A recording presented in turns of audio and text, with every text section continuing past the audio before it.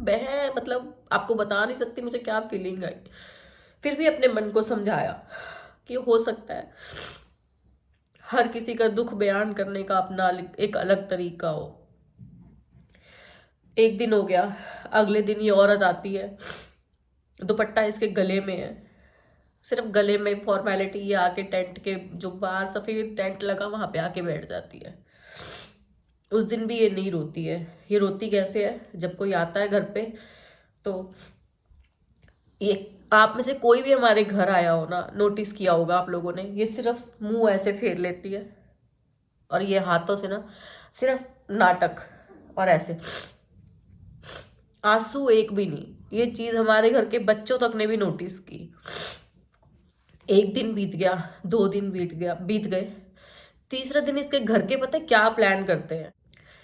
इसके घर के देखते हैं कि हमारी बेटी रो नहीं रही है, तो इसके घर से जो 2-3 औरतें आती हैं ना, वो इसको गले लगा लगा के पता है क्या कहती हैं, निकाल, नाम नहीं लूंगी मैं, निकाल, उसका नाम लेके उसको कहती हैं निकाल, अंदर से निकाल, तेरे अंदर क्या भरा हुआ है उसको निकाल बाहर, रो। अरे वो रोएगी क्यों, उसके अंदर कुछ है ही नहीं रवि के लिए।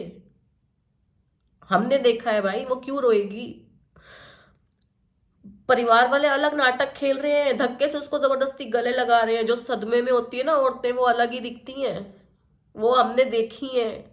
और एक ये औरत हम अपनी आंखों के आगे देख रहे हैं, इसकी माँ, इसकी चाचियां, इसकी पड़ोसने, नाटकबाज एक नंबर की, ना खुद रो रही है और लड़की को आके ना ऐसे ऐसे कर रही है हिला के, रो, तेरे अंदर कुछ है, ये घुट रही है, ये रो नहीं रही है, इसका कुछ हो जाएगा, तेरे कोई रोग लग जाएगा। इसको रोग लगेगा, इसको रोग लगेगा क्या, जो कितनों को खाएगी, जो कितनों को खाएगी जब तक जिंदा रहेगी, इसको रोग लगेगा क्या, जो मेरे भाई को खागी।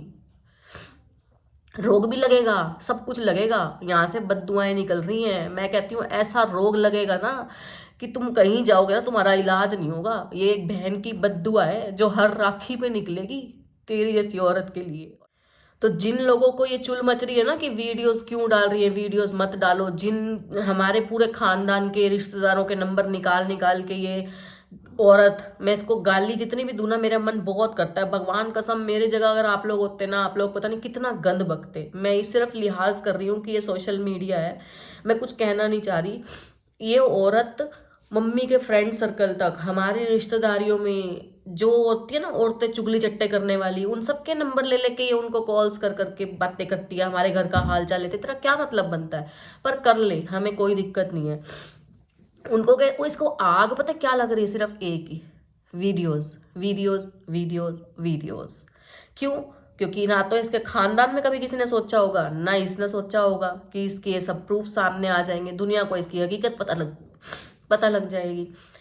तो जिनको भी ये चुल मच रही है कि भाई इसके वीडियोस मत डालो, अच्छा नहीं लगता, क्या अच्छा नहीं लगता, एक बेटे को खा जाना, 3 बहनों से उनके भाई को छीन लेना अच्छा नहीं लगता, या ये वीडियोस बना के उस औरत की हकीकत सुनना आपको अच्छा नहीं लग रहा, किस चीज का दर्द आ रहा है?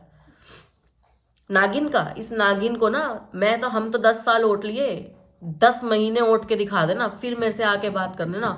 मैंने तो सिर्फ वीडियो बनाई है, तुम्हारे खानदानों से तो पिक्चरें निकलेंगी, मूवीज शूट होंगी प्रॉपर, जिस घर में ये औरत जाएगी, समझे?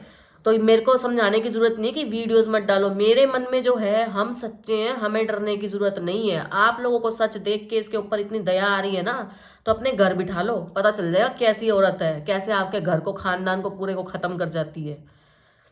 मैं तो वीडियोस ऐसे ही डालूंगी, ऐसे ही इस औरत की सच्चाई लेके आऊंगी। नहीं पसंद आ रहा है तो अनसब्सक्राइब कर दो, ब्लॉक मार दो, मत देखो। देखोगे तो तुम लोग फिर भी, मजे तो तुम्हें भी चाहिए, स्वाद तो तुम्हें भी चाहिए, नंबर भी बनाने हैं, उसके आगे भी, हमारे आगे भी, लेकिन स्वाद भी चाहिए। तो भाई तुम लोगों से ना हमें फर्क भी नहीं पड़ता है, भाड़ में जा सकते हो तुम। तो जी, हमें डाउट इसलिए स्टार्ट हुआ। एक बात बताओ, आपके घर से अगर कुत्ता भी चला जाए ना तो आपको तकलीफ होती है। इसके घर से इसका आदमी गया, हमने आंखों से देखा है, ये औरत रोती नहीं थी, ये औरत रोई नहीं है एक बार भी। कोई एक बंदा हमारे मोहल्ले का, हमारी रिश्तेदारी का, मेरे सामने आके खड़े हो जाना और मेरे को कह देना कि हाँ, ये हमारे आगे इसके आंसू बहते हुए हमने देखे हैं। रवि की डेथ के लिए, ये नहीं कि प्रॉपर्टी के लिए, पैसों के लिए रोई हो आप लोगों के आगे, उस चीज की ठेकेदारी मेरी नहीं है। सिर्फ रवि की डेथ के टाइम आप लोग हमारे घर दुख प्रकट करने आए हो और आपने इस औरत की आंख से एक बहता आंसू देखा हो ना, तो मेरे सामने आ जाना, मेरे को बताना कि इंदु तू झूठी है, हमने इसे रोता हुआ देखा है। जी मैं बताऊं आपको, मैंने बताया कि रवि का जिस दिन अस्थियां प्रवाहित करनी थी उस दिन उसका बर्थडे था। उससे एक दिन पहले मेरी बड़ी वाली सिस्टर अंजना इसको बोलती है कि जा ऊपर से, जैसे हमारे यहाँ तो ये है, आप लोगों का मुझे पता नहीं, कि जा ऊपर से ना रवि के कपड़े ले आ, हरिद्वार में भेजने हैं, मतलब दान कर देते हैं वो कपड़े कि कोई और पहनने किसी के काम आ जाए।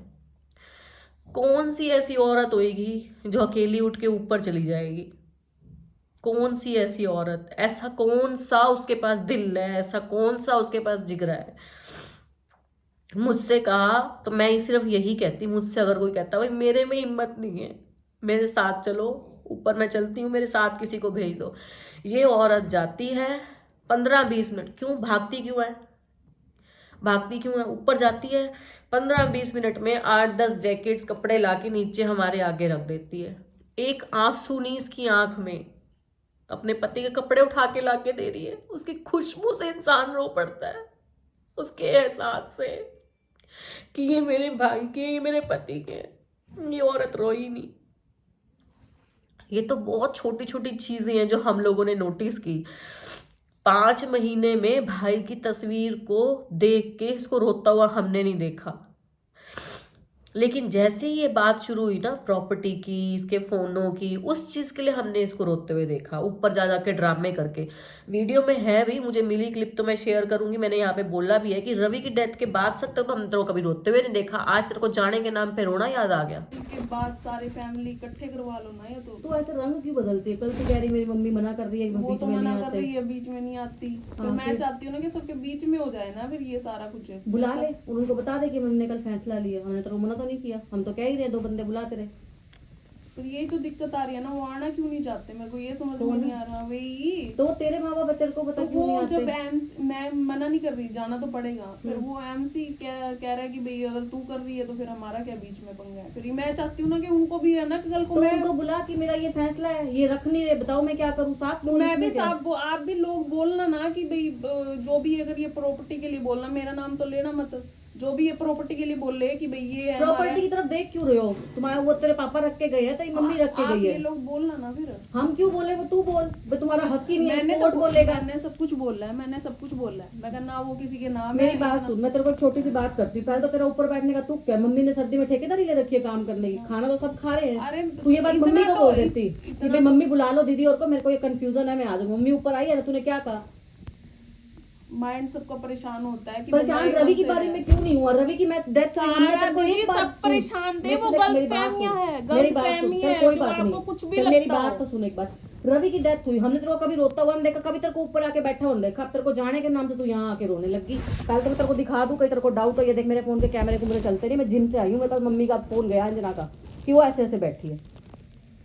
अब मुझे ये बता, तू रवि के टाइम पे तो कभी तूने ऊपर आके रवि की फोटो हाथ में ली हो, या तूने कभी याद किया हो, कभी तूने मम्मी के साथ रोई हो कि मेरे को रवि की याद आ रही है? वो तो दीदी आपको कुछ तेरे को कंफ्यूजन थी, मम्मी को कॉल करती, मम्मी को कहती कि दीदी और को बुला लो, मेरे को बात करनी है। क्यों रोना आ गया? क्योंकि इसको यहाँ आज़ादी मिली हुई थी। मम्मी भी 2-3 घंटे कभी सिस्टर के यहाँ चली जाती थी, कभी हमारे यहाँ पीछे से आज़ाद पंछी, कहीं मोहल्ले में मुंह मारे अपनी सोकोल्ड सहेलियों के पास, कहीं किसी को बुलाए, किसी से फोनों पे लगी रहे, कोई इसको पूछने वाला नहीं है। खाने पीने की भी आज़ादी, कपड़े पहनने की भी आज़ादी। अब देखूंगी तेरी फैशन शो, अब देखूंगी तेरे शॉर्ट्स पहन पहन के वीडियोस कौन कौन से तू बनाती है। अब दिखा मुझे जरा कि तेरे को बिना दुपट्टे के घर से बाहर भी निकलने दिया जाता है क्या? तूने यहाँ तो बहुत ऐश परस्ती कर ली। तो हमें इसकी हरकतों से डाउट हुआ। और जो लोग, मैं बार बार कह रही हूँ, जो लोग ये कह रहे हैं ना, तो भाई मैं तो इतना ही कहूँगी, एक बार बिठा के देख लो नागिन को अपने घर पे।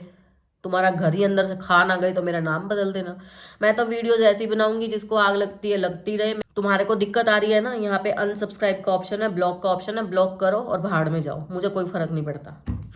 तो अब आते हैं हम 27 तारीख को हम लोग गए वहाँ पे विमेन सेल में प्रोटेक्शन ऑफिसर के पास।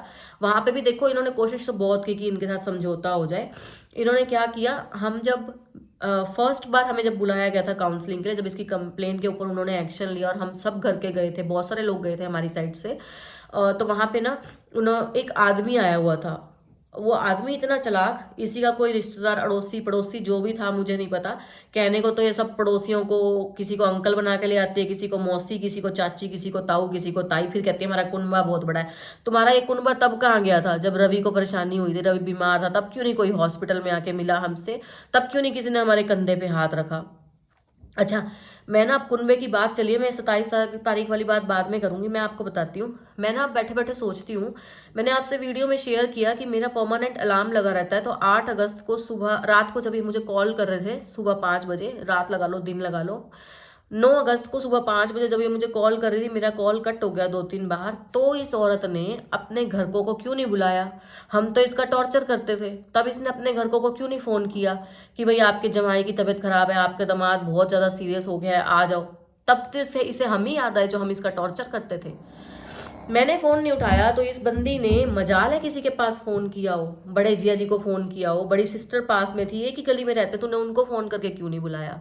तूने तेरी उन सहेलियों को कॉल क्यों नहीं किया जिससे तूने रवि की 26 जुलाई को, जिस दिन रवि को गोलियां खिलाई गई या खाई गई या मजबूर किया गया, उस दिन तूने रात को 12 बजे तेरी जिन सहेलियों से लास्ट बात हुई है, जिनके नंबर, जिनकी कॉल डिटेल हमारे पास है, उनको क्यों नहीं बुलाया कि मेरे पति की तबीयत खराब हो गई? जो रात को 12-12 बजे तक तेरे से बातें कर सकते हो, सुबह 5 बजे नहीं आ सकते थे कि भाई तेरे पति को दिखा लेते हैं, तेरे पति की हेल्प कर देते अगर मैंने फोन नहीं भी उठाया था तो। रवि की जब डेथ जिस दिन हुई है, उस दिन मैं तकरीबन 6:30 पौने 7 बजे अपने घर पहुंचती हूँ डॉल को स्कूल छोड़ के। तो उस बीच तक भी इसके घर के नहीं आते हैं ये लड़की अपने घर को। अच्छा, घर को छोड़ दे, तेरे वो दोस्त कहाँ गए जो रवि को लेके इतने परेशान हो रखे थे, जो तेरे से रात को 12-12 बजे 3-3 बजे फोन किया करते थे, 10-10 बजे। तू कहती थी ना कि रवि का हालचाल पूछने के लिए कॉल करते थे, तब तेरे दोस्त नहीं आए उस सुबह? तूने मेरा कॉल नहीं मिला, मेरा फोन नहीं मिला, तो तू उनको बुला लेती। वो तो इतने बेचारे परेशान हो रहे थे 26 जुलाई से कि रात को 11-11 बजे तेरे यहाँ पे ऐसे फोन लगा लगा के तू उनसे बातें करती, हालचाल बता रही थी रवि का। वो तेरे को उनको भी कॉल करना याद नहीं रहा कि मैं उन्हीं को बुला लूं? उनमें से कोई एक यार तो तेरा आ जाता फिर।